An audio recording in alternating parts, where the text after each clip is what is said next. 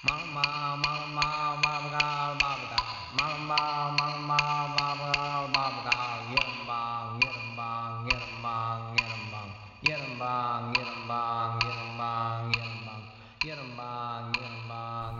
start off by going out to select a piece of bark, and that's probably one of the hardest things, especially these days, to do, is to find a good straight tree, and to find a good straight tree that doesn't have any imperfections in the bark, because the imperfections will result in deformities within the Kuueeyung, the canoe itself. So it's usually a lot of driving to try and find a tree first and foremost, and we've got to find it from the right spot too. So we need a lot of moisture around. I say that winter time was our usual canoe season because we have a lot of consistent rain, which is what we're after. So those really short, fast bursts that we have during more towards the end of spring and the summer are no good, because that rain doesn't penetrate the ground enough for those trees to soak it up, which then means that we don't have enough moisture running up the wood of the tree so we can peel that bit of bark off itself. So it's really important, and I have a rule that unless we can put our hands in and peel the bark off with our hands, that we shouldn't be taking it.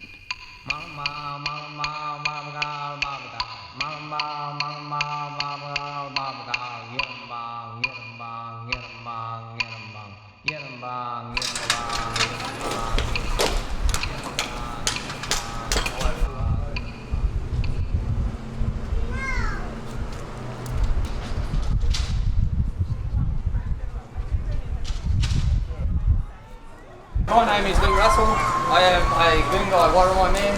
For those of you who don't know, Kuueeyung Worrimai land's just to the north of the Hunter River, back up to the Carringtons and up to the border of Wunibaikaanba. Over here I have my cousin Sean Stone, my big brother Scott Lushwitz, and the other cousin over there is Danny Cribb. Spent 5 hours cutting one out yesterday afternoon, only to get it not to peel off. One of the bigger things that we find today is actually we've got to move the bark to places where we want the Kuueeyung built. So traditionally, as soon as it was taken off the tree, it was then worked on. Fortunately for us, we didn't have that much of a drive before we get down and start to do our preparation. So because we're working off a couple of old paragraphs of roughly how they were done, we've still got a little bit of trial and error. So for this canoe especially, we tried to do a few different cuts just to see how the bark would react, whether it was easier to fold those ends in.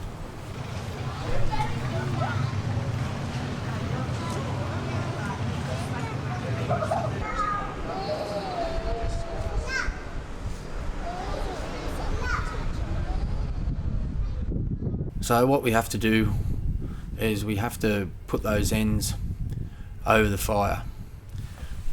And what the fire does is it actually heats up the sap and the water within the bark itself, and it makes that bark really malleable and easy to work with.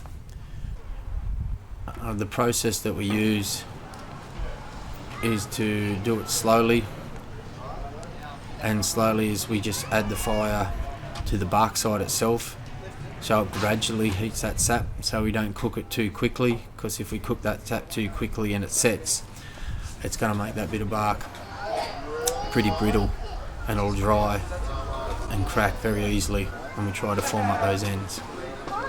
So we like to make sure that we utilise every part especially because that tree has given us a big part of itself.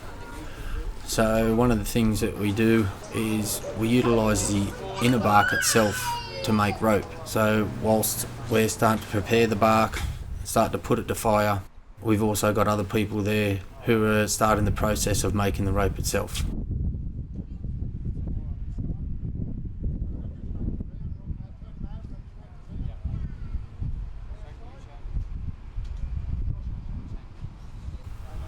So we're continually monitoring the heat to make sure we get that bark to the right temperature so we can use it. Once we get it to the right temperature and that bark becomes malleable, it's then time to start to tie those ends up. So what we're looking to do is fold those ends in. We're after a rough sort of W shape if you look at it head on. And we're looking to get this done whilst the bark itself has still got a good amount of heat in it.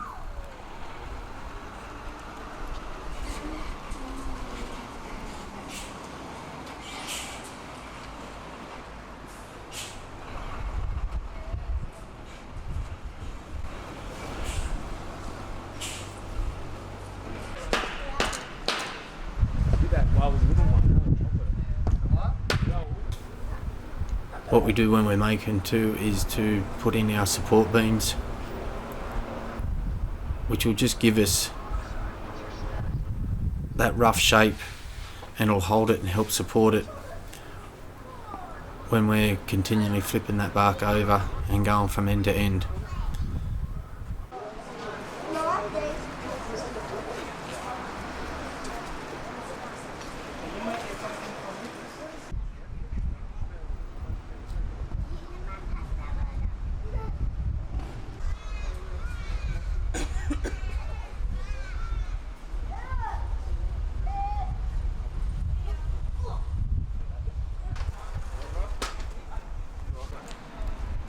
Because once we put the fire to that bark itself, it becomes really limp. So to help strengthen it and make it easier when we're building it, we use that rope, the twine, and also those supports itself to help us get to the end without any damage being done to the bit of bark itself.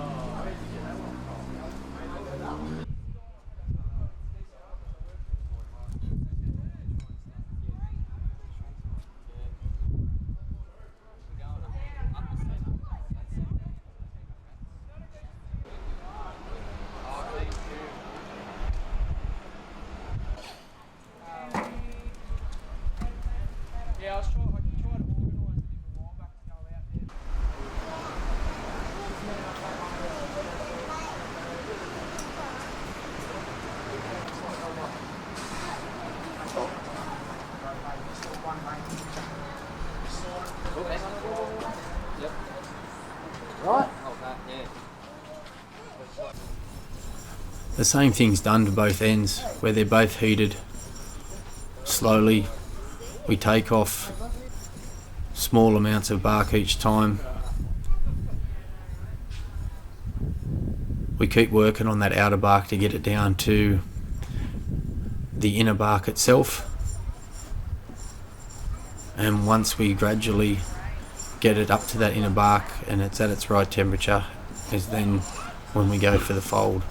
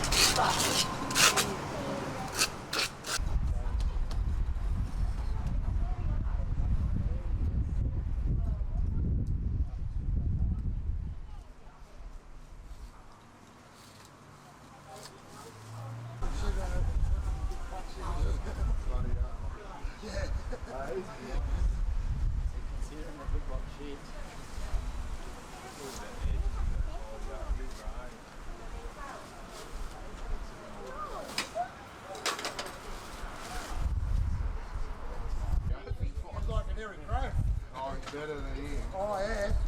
Oh, I don't know about that. Oh, I don't know about that. yeah, I do.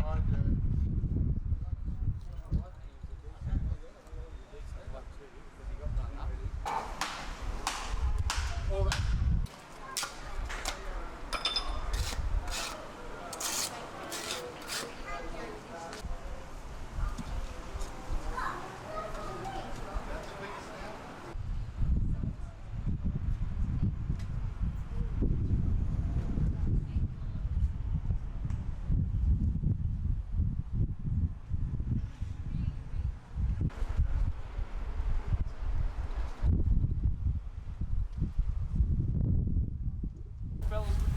Once the two ends are folded in, we then work on removing the outer bark.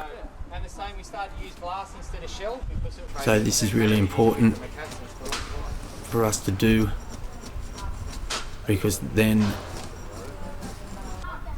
we're working towards the sealing of that bit of bark.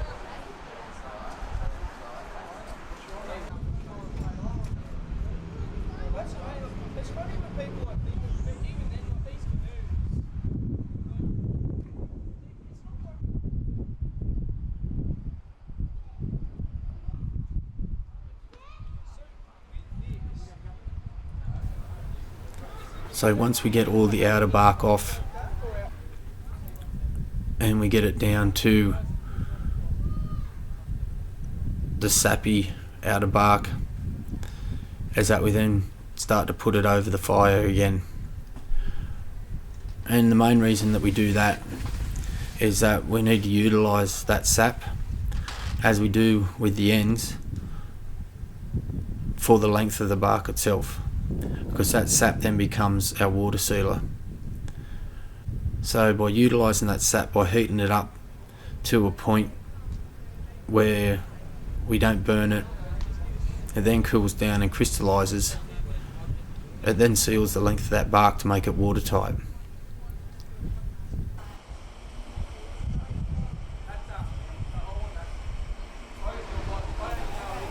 Now traditionally making a canoe was a community event where we had our women and children help making our rope, utilising all parts of that tree, whilst the men were doing their roles by getting the bark to a presentable piece, and it's on its way to being Kuueeyung.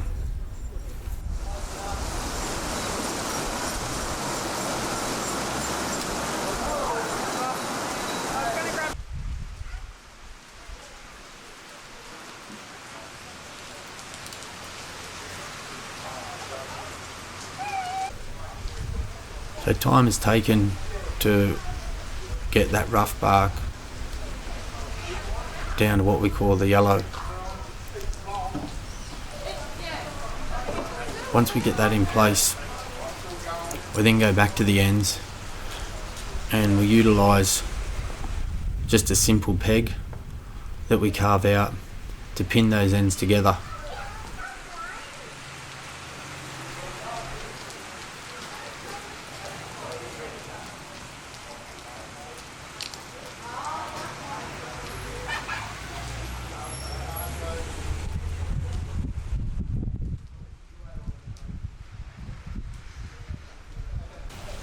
By piercing the bark itself and then utilising the rope that's been made, we can then tie those ends up into its finished state. So we then prepare for the final sealing itself.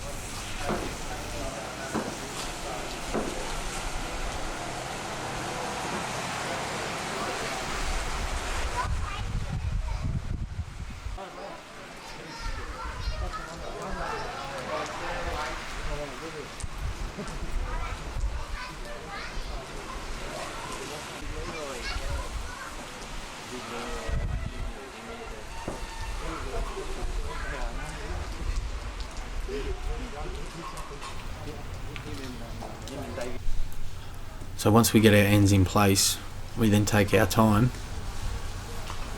to get that bark down as much as possible. And you see in some of the shots there that we're looking to get it down to that yellow bright bark that's sticking out underneath the rough stuff.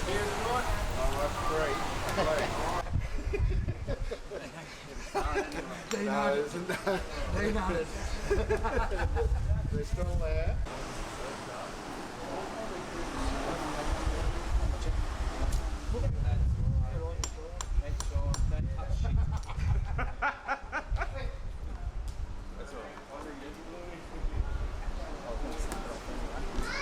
See, look at him, he's going to snap it anyway. Yeah, open it up. Open it up, Sean. Yeah.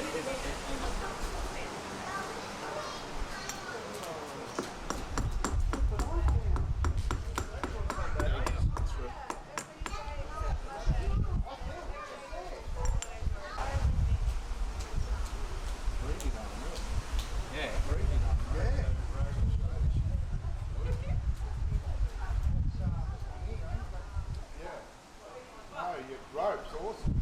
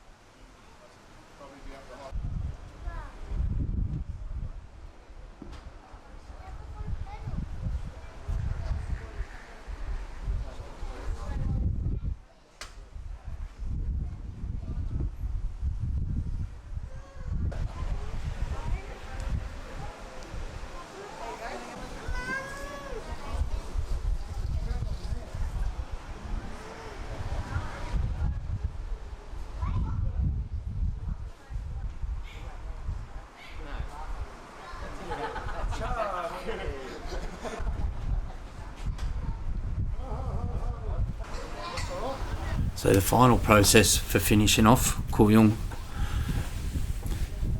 is to seal those ends that we folded with clay. So we just use our local pipe clay to fill those off, and because the Kuueeyung was used on a regular basis, we could patch up and attend to that end sealing every time by just splashing a little bit more water on it and just double checking the seal before we took it out again.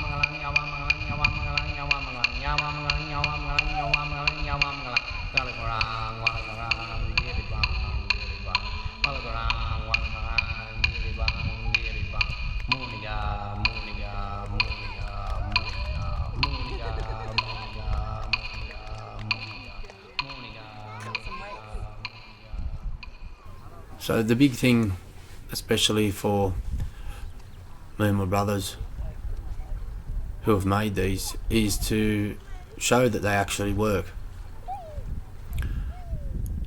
So a couple of weeks after we constructed that Kuueeyung, we went over to Wunibaikaanba, which is modern day Carrington,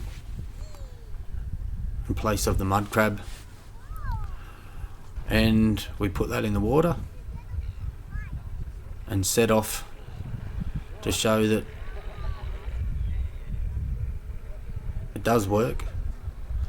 The knowledge of our old people was pretty ingenious, and to show what you can do with all natural products from the land, from the country itself, and what you can come up with.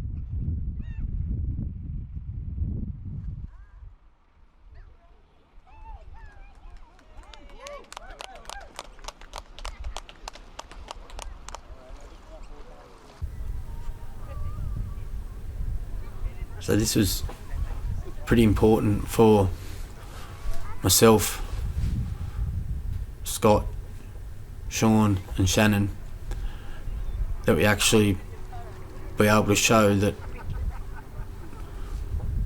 what we're doing does work, and just to reaffirm and to highlight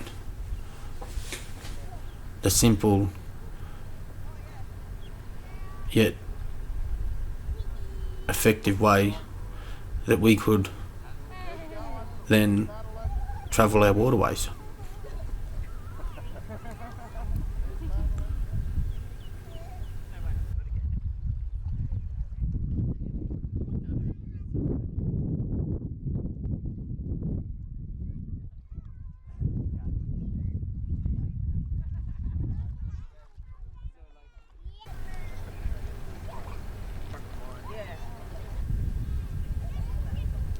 I'm pretty certain that it's been a fair few years since a traditional canoe has been paddled in the harbour and around Molamimba itself. So it was a very proud and humbling moment for all of us that are involved.